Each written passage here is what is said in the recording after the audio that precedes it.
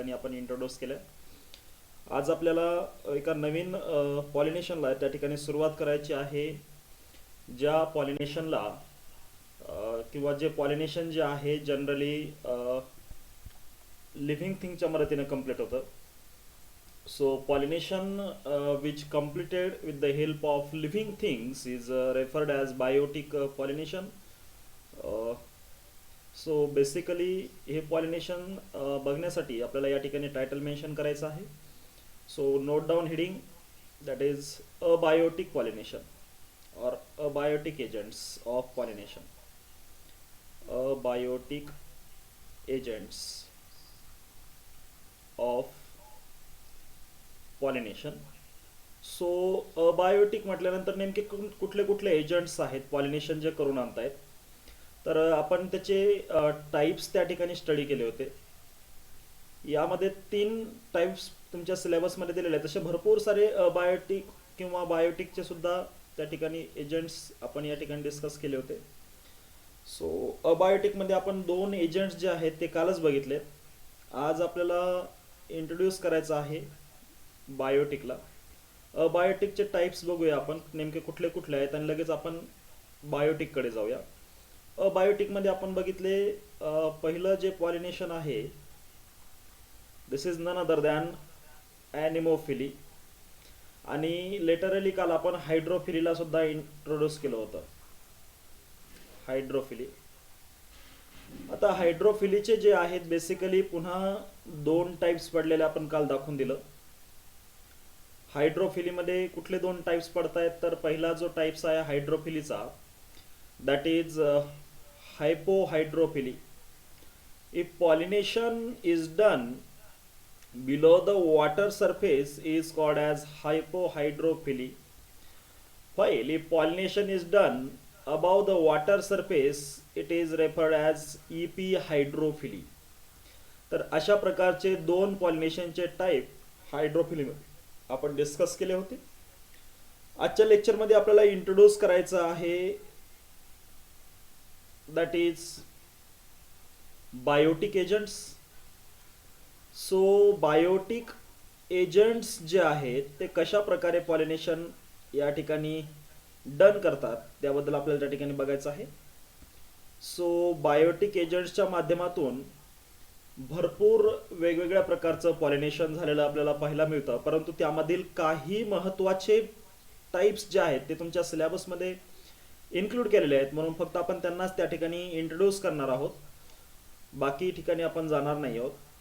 So Biotique एजंट्समध्ये पहिलं तर जे पॉलिनेशन आहे ते इन्सेक्टच्या मदतीनं होणारं पॉलिनेशन आहे. आणि जे पॉलिनेशन इन्सेक्टच्या मदतीनं कंप्लीट होतं त्या पॉलिनेशनला आपण एंटोमोफिली असं म्हटलेलं आहे. एंटोमोफिली. जे पॉलिनेशन बर्ड्सच्या मदतीनं कंप्लीट होत आहे अशा प्रकारच्या पॉलिनेशनला आपण ऑर्निथोफिली असं म्हटलेलं आहे. So we are going to mention here ornithophily. Got it? Then sometime pollination is also completed with the help of agencies of bat, and that type of pollination is called as chiropterophily pollination. Chiroptero or chiropterophily, you have to pronounce that you want. So if pollination is completed with the help of insects, then entomophily. If pollination is completed with the help of birds, then it is ornithophily. If pollination is done with the help of bat, it's called as chiropterophily. तर अशा प्रकारचे pollination जे 2-3 प्रकार आहेत पॉलिनेशनचे ते आपण या ठिकाणी इंट्रोड्यूस करणार आहोत. आजचं आपलं प्रमुख टायटल असणार आहे नंबर 3rd. आपलं टोटल पॉलिनेशन मध्ये आपलं नंबर 3rd आहे ज्याचं नाव आहे ऑर्निथोफिली. त्याला आपण या ठिकाणी मेन्शन करणार आहोत. तुम्ही सुद्धा सगळ्यांनी टायटल टाकून घ्यायचं आहे ऑर्निथोफिली. ओके, तुम्हाला सगळ्यांना माहिती आहे ऑर्निथोफिली हा वर्ड जो आहे तो ग्रीक लँग्वेज मधून आलेला आहे आणि हा 2 वेगवेगळ्या वर्ड पासून बनलेला वर्ड आहे, दॅट इज ऑर्निथॉन. ऑर्निथॉनचा मिनिंग होतो या ठिकाणी birds and phily indicate that loving. Mystically आपल्याकडून एंटोमोफिली शेवटी गेलेला आहे. आपण बघूया ऑर्निथोफिलीच्या नंतर एंटोमोफिली बघूया. एंटोमोफिलीमध्ये काय काय कंडिशन्स आहेत त्या सुद्धा आपल्याला त्या ठिकाणी इंट्रोड्यूस करायच्या आहेत. आपण ऑर्निथोफिली बघूया आणि एंटोमोफिली सुद्धा बघूया. सो ज्या प्रकारच्या प्लांट्समध्ये हे ऑर्निथोफिली टाईपचं पॉलिनेशन होतं त्या प्रकारच्या प्लांट्सला आपण ऑर्निथोफिलस प्लांट म्हणून ओळखतो. ऑर्निथोफिलस प्लांट. Got it. ज्या प्लांटमध्ये ऑर्निथोफिली टाईपचं पॉलिनेशन होतं त्या प्लांटला आपण ऑर्निथोफिलस प्लांट म्हणतो. किंवा ज्या प्लांटमध्ये किंवा ज्या फ्लावरमध्ये ऑर्निथोफिली टाईपचं पॉलिनेशन होतं त्या फ्लावरला आपण ऑर्निथोफिलस फ्लावर म्हणून ओळखू शकतो. Got it. सो ऑर्निथोफिलस प्लांट असेल किंवा ऑर्निथोफिलस फ्लावर असेल, या सगळ्यामध्ये तुम्हाला माहिती आहे की पॉलिनेशन बर्ड्स या एजन्सी थ्रू कंप्लीट होणार आहे. आणि मग पॉलिनेशनमध्ये काही महत्त्वाच्या गोष्टी जर या ठिकाणी बघायच्या झाल्या आपल्याला, तर नेमके कुठले कुठले ऑर्गॅनिझम आहेत जे पॉलिनेशन जे किंवा जे प्लांट्स आहेत जे या प्रकारच्या पॉलिनेशनला फॉलो करतात. तर आपल्या एरियामध्ये कॉमन जे प्लांट्स सापडतात दॅट इज द ब्युटिया. सो या ठिकाणी काही एक्झाम्पल मी या ठिकाणी इंट्रोड्यूस करून देत आहे तुम्हाला. तर ते एक्झाम्पलमध्ये आपण लिहू शकतो. Example first that is the butea plant, ज्याला मराठीमध्ये आपण पळसाचं झाड असं म्हणतो. पळस, बरोबर आहे. या ठिकाणी पॉलिनेशन आपल्याला या ठिकाणी बर्ड्स थ्रू झालेलं पाहायला भेटत असतं. सो ब्युटिया आहे. देन कॅलेस्टेमॉन, ज्याला आपण बॉटल ब्रश म्हणतो. कॅलेस्टेमॉन, ज्याला आपण बॉटल ब्रश या नावाने ओळखतो. किंवा बॉम्बॅक्स नावाचं जे प्लांट आहे त्यामध्ये सुद्धा अशा प्रकारचं पॉलिनेशन आपल्याला पाहायला मिळतं.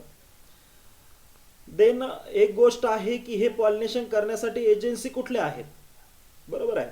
तर नेमके कुठले बर्ड्स आहेत, तर एक्झाम्पल जर त्या बर्ड्सचं घ्यायचं झालं तसे भरपूर वेगवेगळ्या प्रकारचे बर्ड्स आहेत, परंतु मोर कॉमन जे आहेत these are none other than sunbirds और किंवा ॲड करूया आपण आणखीन एक एक्झाम्पल टाकूया. That is humming birds. Sunbird असतील किंवा हमिंग बर्ड्स असतील, अशा प्रकारचं पॉलिनेशन जनरली आपल्याला करताना त्या ठिकाणी दिसत असतं. सो इम्पॉर्टंट थिंग आहे या ठिकाणी आपल्याला या ठिकाणी मेन्शन करायचं आहे. देन आता अशा प्रकारचं पॉलिनेशन करण्यासाठी या प्लांट्सने काय काय त्या ठिकाणी स्वतःमध्ये मॉडिफिकेशन करून घेतलेले आहेत त्याबद्दल बघूया. पण सुरुवातीला आपण या संदर्भात एखादी डायग्राम काढूया की कशा प्रकारचं पॉलिनेशन आपल्याला पॉलिनेशन या ठिकाणी पाहायला मिळत आहे. So we are going to drawing here a diagram of a flower which are pollinated by the birds.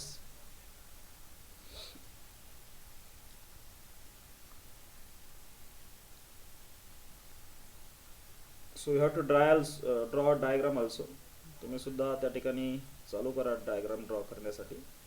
It is important one.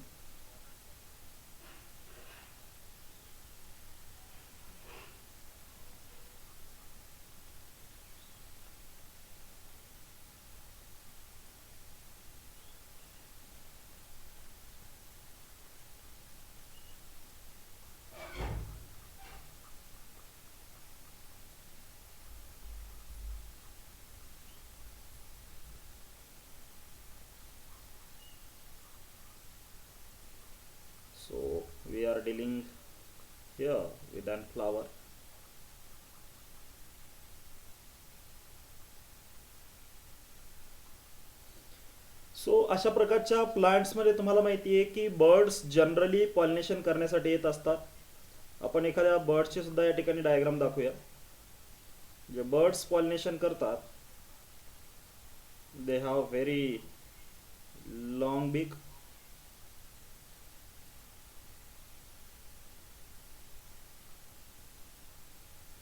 So I am not drawing here perfect diagram of birds. You have to imagine.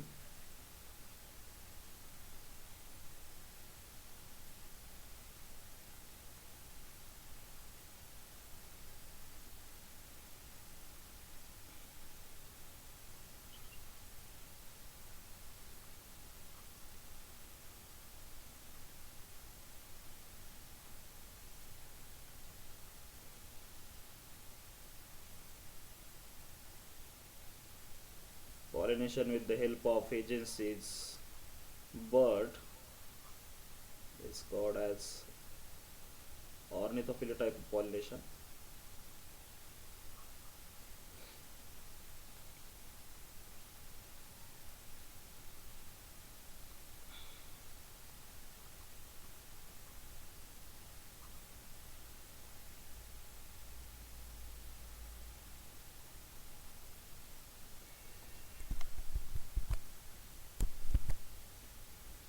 Relatively very large flower as compared to the other one. So we are mentioning here large flower. This is pollinating bird.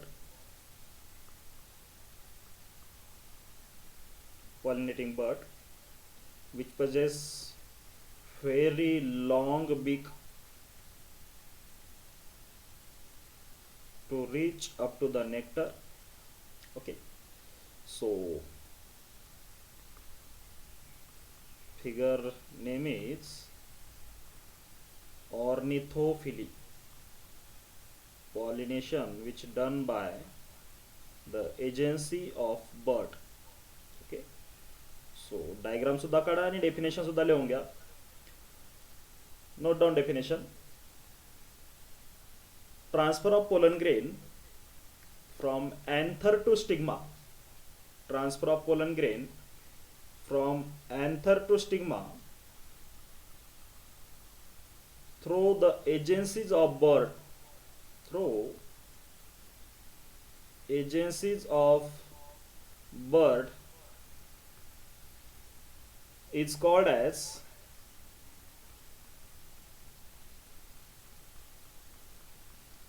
ornithophilus. It's called as ornithophily. Okay.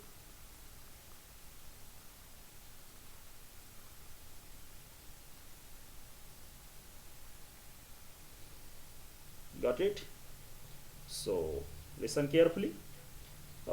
Some major adaptations which made by plants.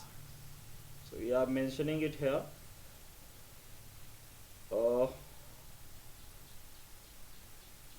Note down reading. Adaptations for ornithophily or adaptation in ornithophilus flower. Adaptations in ornithophilus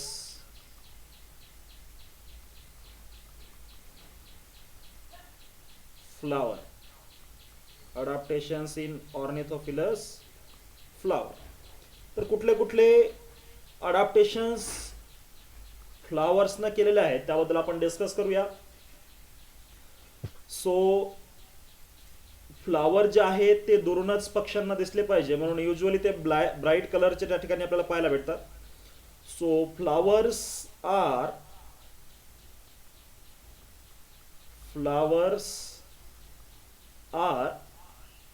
large, okay, then showy.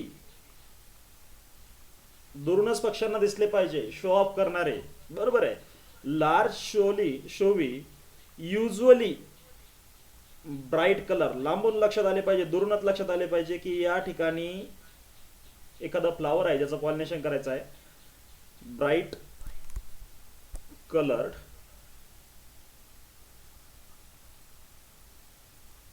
bright colored.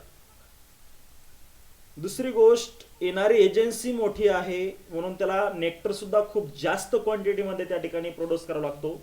So you have to mention here they secrete,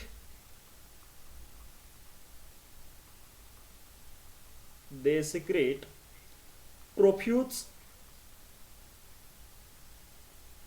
they secrete profuse and dilute nectar, not concentrated, dilute nectar. Okay. Then pollen grains हे पक्ष्याच्या बॉडीवरती, त्या ठिकाणी बर्ड्सच्या बॉडीवरती चिटकून गेले पाहिजे. ते चिटकले तरच त्या ठिकाणी दुसऱ्या फ्लावरपर्यंत पोहोचू शकतील. तर ते जनरली कसे असतात पहा, pollen grains are, pollen grains are sticky, पहा स्टिकी अँड स्पायनी. दोन प्रकारचे पोलन ग्रेन आपल्याला या ठिकाणी पाहायला मिळतात. देन नेक्स्ट कंडिशन काय आहे, पुन्हा काही मॉडिफिकेशन केलेलं आहे. तुम्हाला माहिती आहे बर्ड्स इन्सेक्टसाठी का त्यांना सेंटसाठी त्या ठिकाणी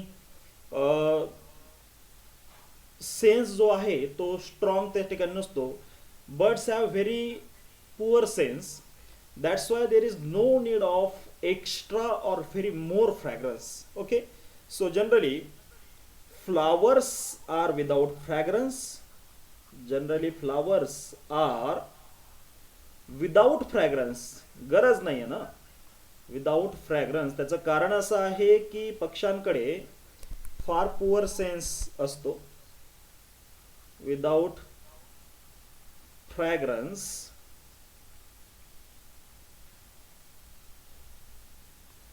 विदाउट फ्रॅग्रन्स.